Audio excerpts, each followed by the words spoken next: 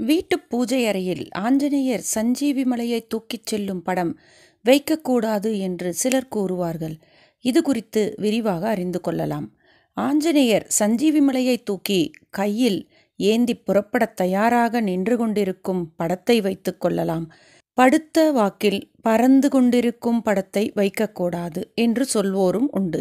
இன்னும் சிலர் யுத்தத்தில் லக்ஷ்மணன் மூர்ச்சை அடைந்ததால் தானே சஞ்சீவி மலையை தேவைப்பட்டது, இந்த படத்தை வைத்து கொண்டால் நம் வீட்டிலும் இதுபோன்ற விபரீதமான நிகழ்வுகள் நடக்கப்படும் என்று தேவையில்லாத பீதியை கிளப்பி விடுவர்.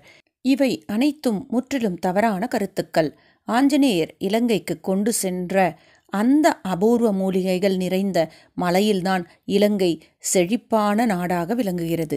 புராண காலம் தொட்டு சோழ பாண்டியர்களின் வரலாற்று காலம் ஏன் தற்போதைய காலம் வரை சதா யுத்த பூமியாகவே இருந்து பேரழிவுகளை சந்தித்து வந்தபோதிலும் இயற்கை அழகு மாறாமல் பூத்து குலுங்குவதற்கு காரணம் அந்த மலைதான் என்ற நம்பிக்கை இன்றும் உள்ளது.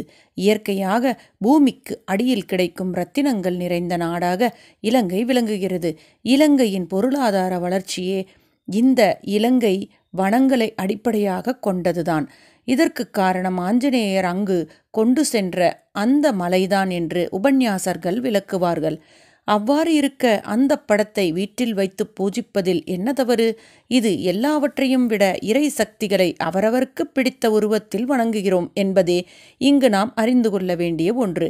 ஒரு சிலருக்கு உக்கிரமான மகிஷாசுரமர்த்தினியை பிடிக்கும், இன்னும் சிலருக்கு சாந்த ஸ்வரூபியான காட்சியளிக்கும் காமாட்சியை பிடிக்கும். அது அவரவர் மனதை பொறுத்தது. இறை சக்திகளின் எந்த உருவத்தையும் வைத்து பூஜை செய்யலாம். ஆனால் செய்கின்ற பூஜையில் மனம் ஒன்றி இருக்க வேண்டும் என்பதை புரிந்து கொள்ளுங்கள். நன்றி, வணக்கம்.